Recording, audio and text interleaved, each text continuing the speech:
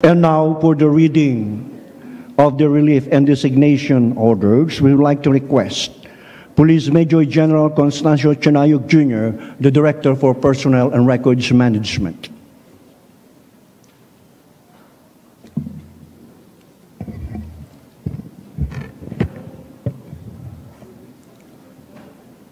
Republic of the Philippines, National Police Commission, National Headquarters, Philippine National Police, Camp Brigadier General Rafael T. Crame, Quezon City. Termination of designation. Pursuant to General Orders Number NHQ-GO TDS-2025-4308, dated August 26, 2025. The designation of Police General Nicolas Deloso Torre III, O-06117, as Chief Philippine National Police is terminated effective August 26, 2025. Designation. Pursuant to General Orders Number NHQ-GO-DES 2025-4309, dated August 26, 2025, Police Lieutenant General Jose Melencio Corpus Nartates Jr., O-00542, is designated as Officer in Charge, Philippine National Police, effective August 26, 2025, by the direction of President Ferdinand R. Marcos Jr. Official, Juanito Victor C. Remulla, Secretary of the Interior and Local Government. Signed, Constancio T. Chanayog Jr., Police Major General, the Director for Personnel and Records Management.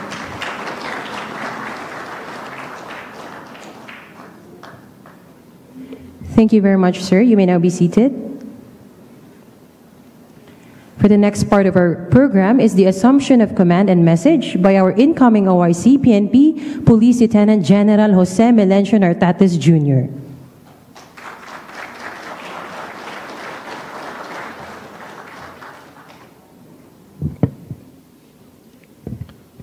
Assumption of command. Pursuant to General Orders Number NHQ-GO-DES 2025-4309, National Headquarters, Philippine National Police, dated August 26, 2025, I hereby assume the position as Officer in Charge, Philippine National Police, effective August 26, 2025, and I sign in your presence.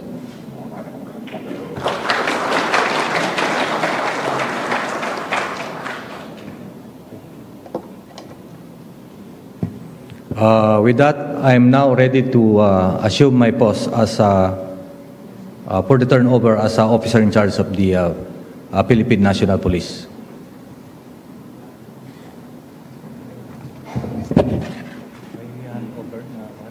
Taking na yung next one. Hindi doon, at saka yung flag. Flag.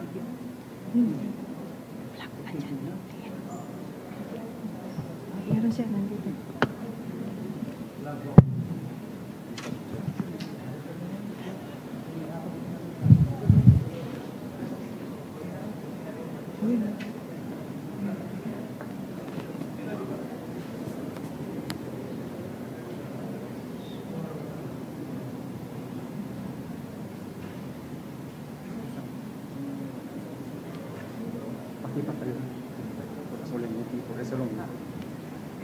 For the solemnity of this occasion, may we request everyone to please rise.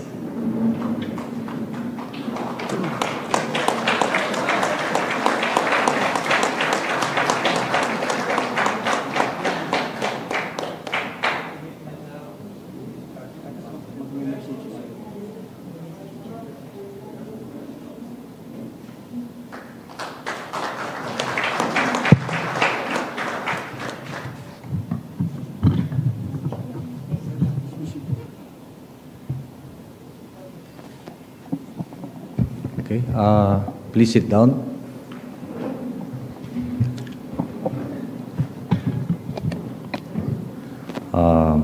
My fellow Filipinos,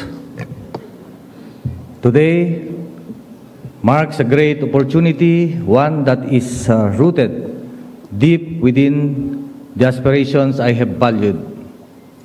As I assume as the chief or to lead the Philippine National Police, I am reminded of the dreams I harbored for a safer, more secure Philippines, a dream where my grandchildren and indeed all Filipinos families can walk our streets without fear. In the next years, as I direct the course of the Philippine National Police, I'm committed to ensuring that this institution stands greater than ever before, not only in terms of strength and efficiency, but also in the trust and respect of the people.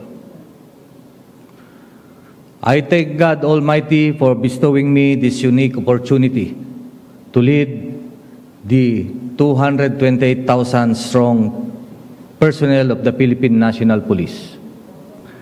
Mga idaldaulo iti pagilian tayo, Apo Madaydayaw, His Excellency Ferdinand Bongbong Marcos Jr., President, Republic of the Philippines, for his trust and confidence to implement the needed reforms in the organization. Thank you so much, Apo President. To the Dynamic Secretary of the Department of Interior and Local Government, Honorable Juanito Victor Junbic Remulla, sir.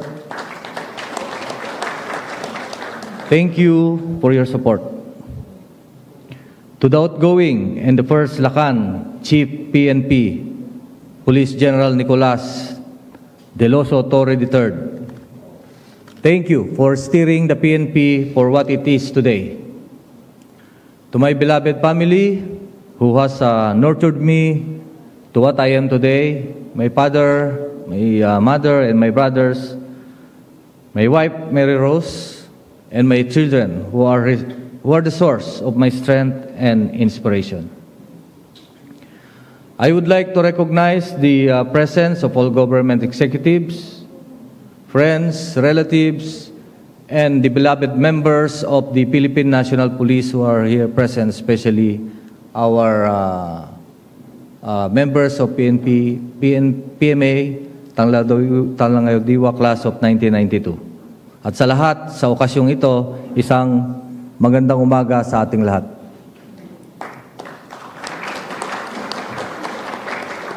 My story began many years ago as young lad growing up under the care of my grandfather, who served 16 years as the chieftain of the humble barangay of Mabilbilasor, Santa Ilocos Sur. Sa apong ko unang nakita ang kahalagahan ng pamumuno, disiplina at kaayusan.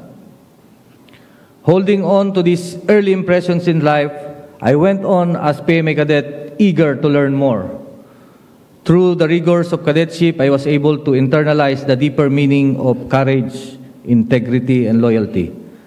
From the halls of the academy to the streets where I patrolled as a young lieutenant, every experience has shaped me into the leader I am today.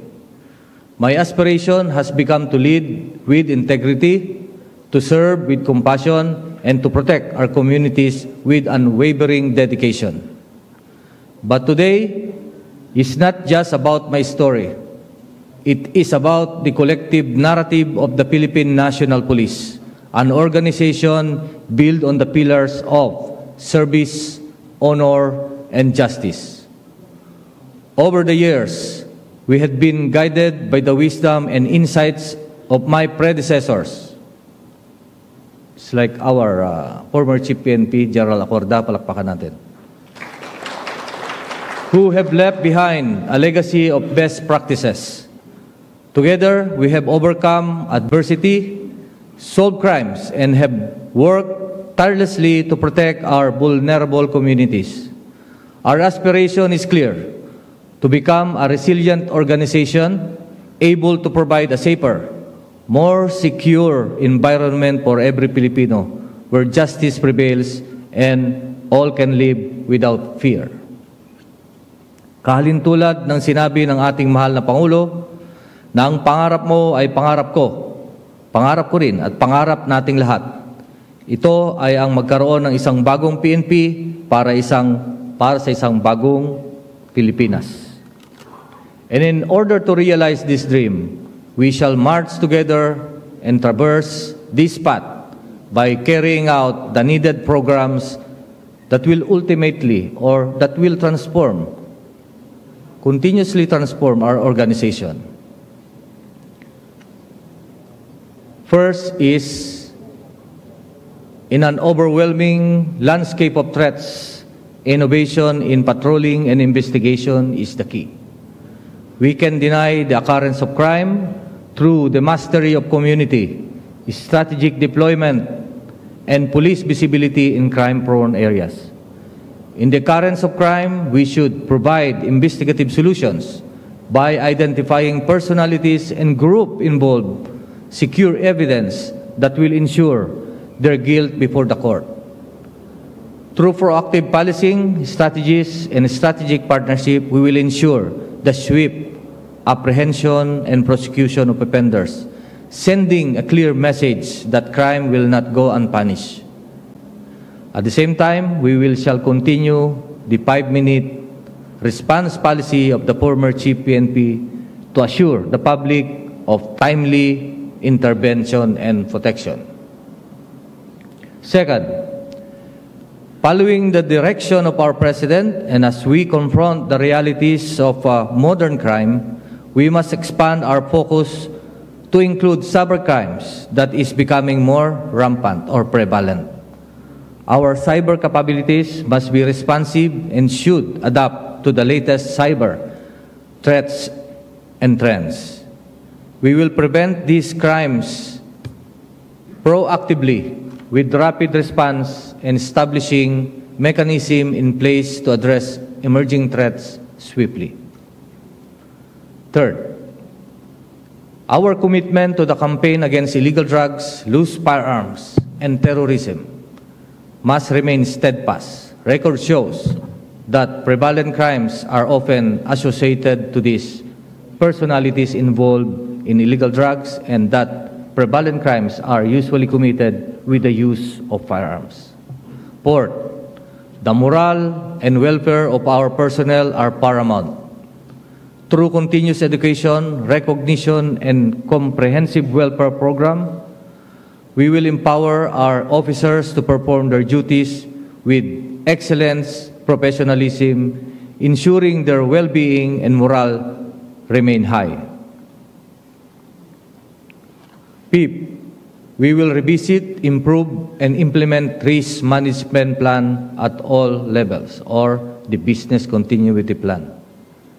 Six, we must review and enhance our security operations to intensify protection of vital installations.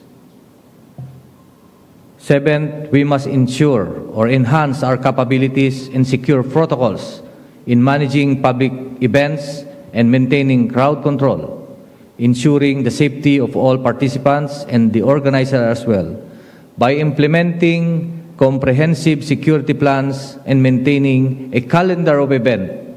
We will uphold order and safety during gatherings and festivities, especially in Metro Manila. We have the SONA, we have the Quiapo, and as well as the SONA. Lastly, we will rigorously implement integrity monitoring at all levels to weed out rogues in service. Integrity is the cornerstone of public service, essential in gaining the trust and confidence of the community. I recognize that my aspirations are not mine alone, but shared by every dedicated policeman who sworn an oath to protect and serve. I call upon all PNP personnel. Together, let us forge a path towards a future where the PNP is not just a force of law, but a beacon of hope and integrity. As we move forward, let us embrace the vision set forth by our President, ushering the PNP into a new era of united service where every officer, every community member, and every Filipino can contribute to the realization of a bagong PNP at bagong Pilipinas. Maraming salamat po at patnubayan nawa tayo ng ating pong may kapal.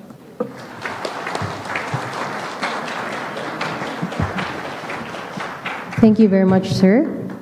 You may now be seated, everyone.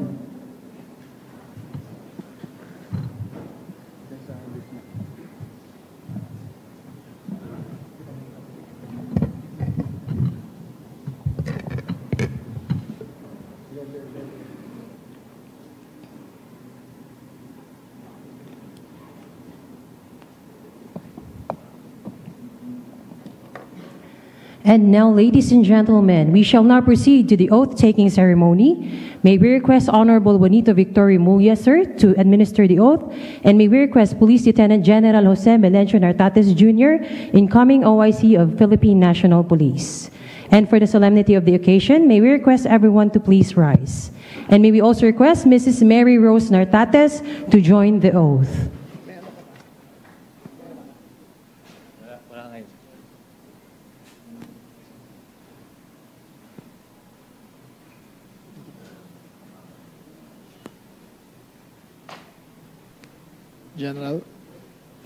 General, please raise your right hand and repeat after me.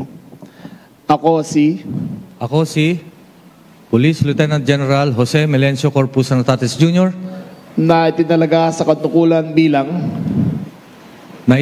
sa katungkulan bilang Officer in Charge, Philippine National Police. ay taimtim na nanunumpa.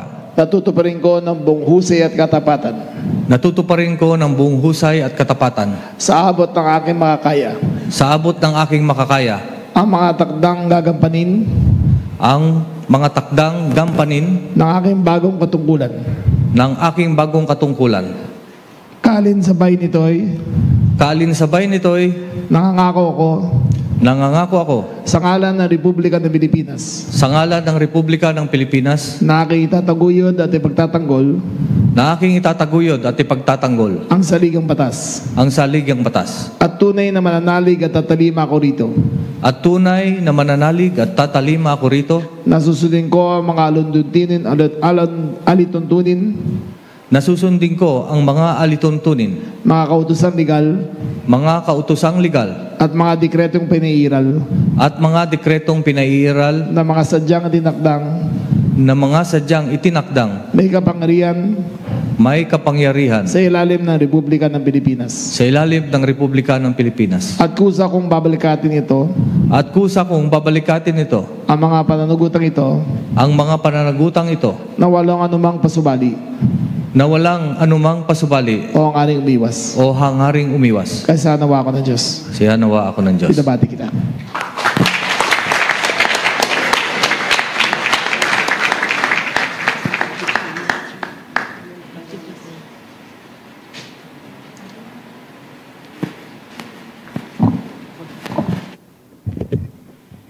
And now may we request everyone to please remain standing for the singing of the PNP hymn.